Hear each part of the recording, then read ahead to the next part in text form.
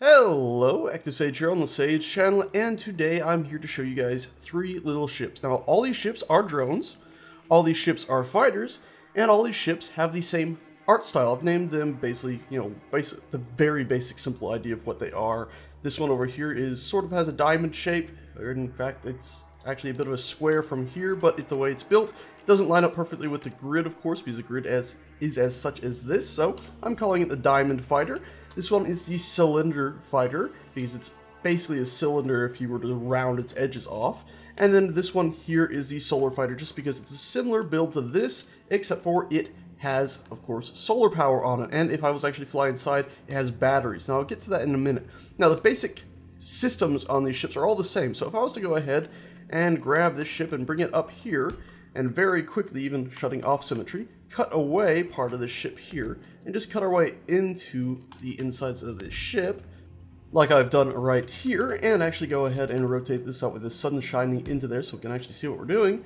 You can see that at the front of the ship, we have our assortment of 4 Gatling turrets or Gatling guns, 4 braking thrusters, and a camera to control the drone. Behind that, we have the piping that's connecting up all the turrets. If I was actually flying there, you can see the turret itself needs to connect from the side. So we have the 4-way, or actually 6-way connection square blocks there behind, or actually attached to each one. So these actually connect to both of those. But then I have them all looping together and then leading into this large cargo container, which before I put these on the Steam Workshop, it'll have some ammo in there and stuff. Then that connects back through another small port to its reactor. And then we have another 4-way, or actually 6-way junction there with pipes that lead out. And if we were actually fly through here to the other side, you can see this pipe leads all the way down. It was like this on the other side before I destroyed it, to a junction like this, where basically all we've done here is we don't have the Gatling turrets. We just have the 4 stopping thrusters, and in the center, instead of a camera, we have a small cargo container, which is the way you access this ship. It does not have a docking area, so you cannot just dock it and refuel it, but I still think it would be pretty decent.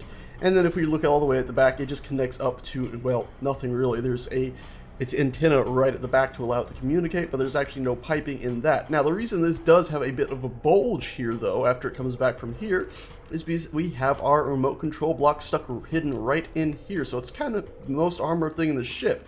And then behind that, we have the singular gyroscope, also pretty well hidden. There's a block in between them all, because as you probably know, I'm inside a block right now, so you can see through all the other blocks, so get a basic idea.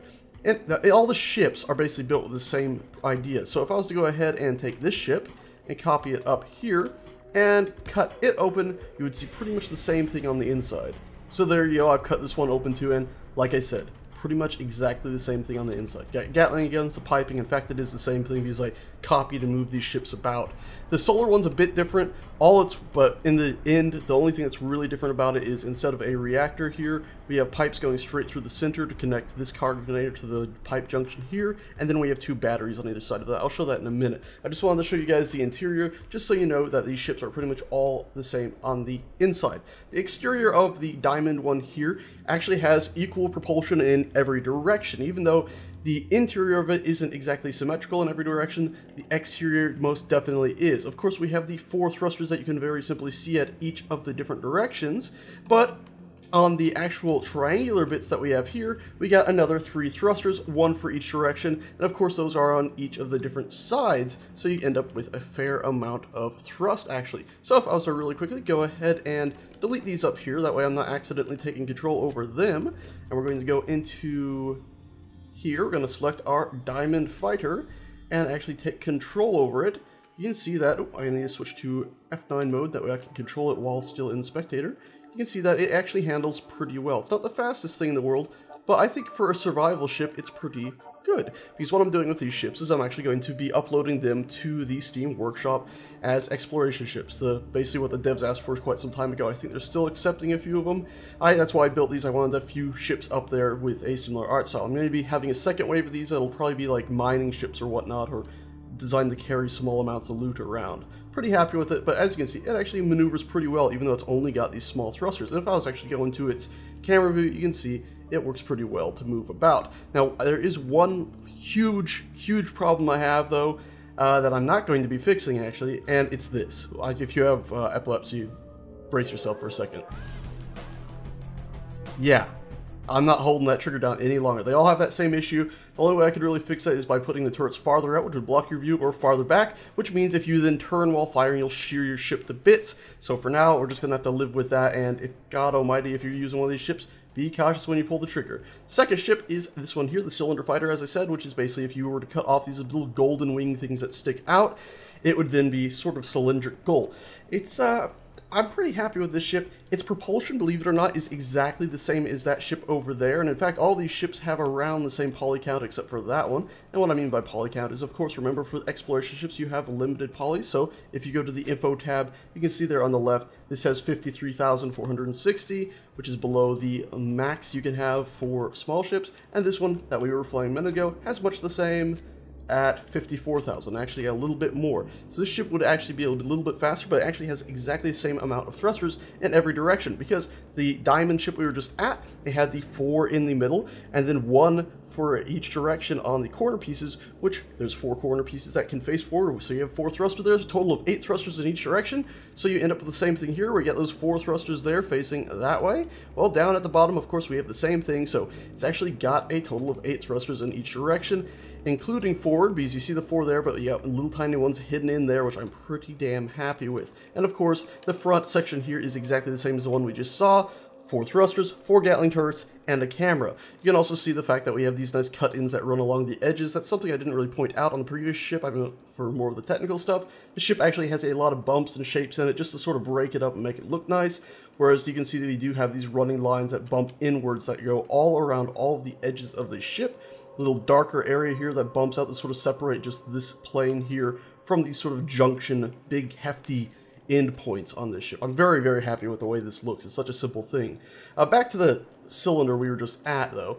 It's got pretty much the same basic build idea, except for I sort of wanted to have these wings that bump out actually come out and be completely separated. So you can see through here, we have a gap here. A little bit of a coloring issue there, though. I'll have to fix that in the future, I guess, before I upload these to the Steam Workshop. But you get the basic gist of it. Same design philosophy of having lots of bumpy bits to break it up. You see that originally I actually had just this whole gray section here that led all the way down to this gray section here, just a single flat plane, but it didn't look so nice. And then of course it just made a big triangle right here. So I added this darker sort of purplish or reddish actually material here to sort of break up that area and made it bump out. I'm very, very happy with the little details that ended up just sort of naturally forming as I was building and fiddling with this ship. Of course, as I was mentioning a few seconds ago, we do have the bump in here, but as we followed along, you can see we have this connection point here, which is another one of those small containers like we had on the other ship to access the interiors of the ship. And again, before I put it up on the Steam Workshop, I will be going ahead and adding ammo and whatnot to the inside of that. And then of course at the back we have our another antenna and just forcible thrusters, as well as the other 4 that are hidden in those little indentations. Pretty cool ship. I'm really happy with this. And this one here is actually probably one of my favorites. It actually sort of looks like a real-world satellite in a weird way, the way it's got its main hub and then the satellite wings sticking out a little bit. And just like the other ones, it's got lots and lots of cut-ins.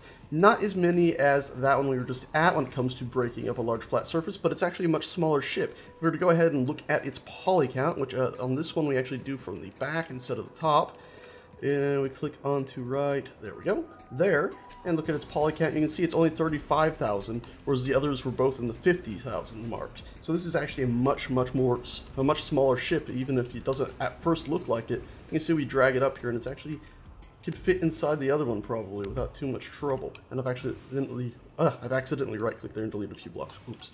Anyway, let's go ahead and shut off that symmetry plane. It's damn annoying, ain't it?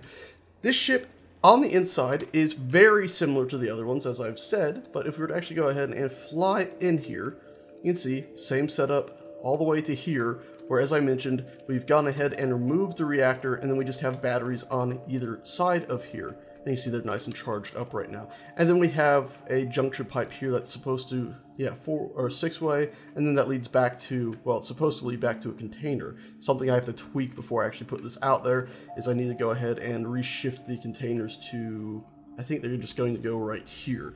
As you can see, there was a little fault there where I don't have these actually connected up yet. I'm going to actually just go ahead and probably do this right here. And then what I can do is, yeah, watch this. I'll remove all these centerpieces, and then I'll have both of these pipes. It's redundancy, I know, but we're going to have both these pipes just lead right up to here. In fact, we don't even need that. What we need is one of you. Come on. Yeah, there we go. Rotate that into place, pop that around, put that there. Take one of these, stick it there, another one right there, and now we can have these nice storage containers right... Come on, rotate you around the way I want you. There you go. Right there, and then on the other side, and they will both connect in, and then theoretically you can just reach in there from right here to refuel the ship, and they're pretty nice and hidden. Also, something you've probably noticed with this ship is the antenna was hidden. I've just deleted it, so I'm going to redo that again before I put it up in Steam Workshop. I'll probably put the antenna in right here in this gap that we're floating in right now, and that way we'll still be able to control this ship and buzz it about. In fact, I'm going to do that right now. There we go, antenna placed, and now that we got that issue sorted, I can go back to actually talking about this ship, where the reason there was an issue there is because this ship originally ended right here, and then the solar panels came off the sides right here, and then on the other side, and I even tried one that had them out of all these gaps on the top and bottom as well, but it didn't look quite right. So I sort of took went back in time in a way to the old Sage Cam that we used to have, and basically made a similar thing to that on the back here, as if this back point had just popped out and extended, and then I stuck these solar fins on here. So that works pretty well for that. It gets in enough power. It would take about 15 hours to fully charge those batteries, so for the love of God, you're going to be waiting a while, but I figure this is hopefully going to be integrated with AI. That's what the devs are hopefully planning to do. I don't know for sure, but they have mentioned AI. They've mentioned enemy AI factions and stuff in different sections, so hopefully in exploration mode, they'll maybe put a few of these in. This is mainly designed as sort of like, think of them as patrol defense drones or stationary just watchmen. So they'd sit in there, slowly charging up their batteries. The batteries get to full, they just turn them on in case they need the extra power. And if something actually happens, that's when it's going to use that battery power. Otherwise, they're just going to sit there, safe and sound, and keep the enemies at bay and just watch the area. That's at least the theory behind it. Like the other ones, I will indeed be putting fuel and stuff in this one before I actually put it up on the Steam Workshop, but I'm pretty happy with it. It's not as complex as these other ones, which is pretty nice to see the complexity of them when it comes to their actual build, but I'm very, very happy with this one just because of its silhouette from, well, pretty much anywhere. It just looks like, oh, that's sort of like some sort of sci-fi satellite thing. I like it. Anyway, same front and all that. That's it for these ships. I should also note that the interiors of these ships also have slanted blocks and whatnot. I figured it could help cut down on polys to actually have the slanted blocks and all that in here. But also keep the weight down, because of course you could fill in the whole entire interior area with blocks, and theoretically that might cut down on polys, because of course once you're inside you see all the blocks become one thing, so their meshes might actually be smoother. But I figured, nah, we'll leave it like this, and I've done that for all of them. I just thought I'd go ahead and point that out. So there is a little extra space inside all these ships. If you were to find one, you could easily tweak them and add some more machines in there if you wanted to. There you go. Anyways, that's it for these ships. Hope you guys like them. I'm going to take this little ship here for a quick spin. I might have to actually take ownership of that antenna first, so let's go ahead and grab that. By the way, one thing I should point out on this ship also is the fact that these thrusters there, they do have blowback, but they shouldn't damage the far back area there, because of course that was the original back of the ship and I extended it, but I left those thrusters there because I think they have enough clearance to not destroy this back section. So let's go ahead, hit K on that. Can't control it. Let's go ahead and take ownership of everything. There we go. Now I can control it, indeed. And you can see it is a lot faster, because this one, unlike the other one, actually only has 4 thrusters in every direction except for forward, in which case it has actually 8 of them. So it's a pretty damn fast ship for a thing with only little tiny thrusters. I really like this one a lot. It's a lot of fun to fly. And of course, it's battery powered, which is a nice touch, I think, in such a world where we barely ever see batteries. And boy, oh boy, is that seizure causing. Oh my god. Anyway, guys, that's it. Thanks so much for watching. Rambled a bit too much, but I really like these ships. I'm pretty happy with them. They seem very simplistic at first glance, but I don't know, I think they have great potential. Where are you? Especially this one. This is probably my favorite, just because of how quickly it flies and how simple it really is. I need to retweak those cargo containers. I might actually end up making them stick out the side again. I might. Yeah, I'll just have them fork and then go out the side right here, probably. Just like the other ones. Keep them standard. Anyway, that's it for real this time. Thanks so much for watching, and I shall see you guys next time.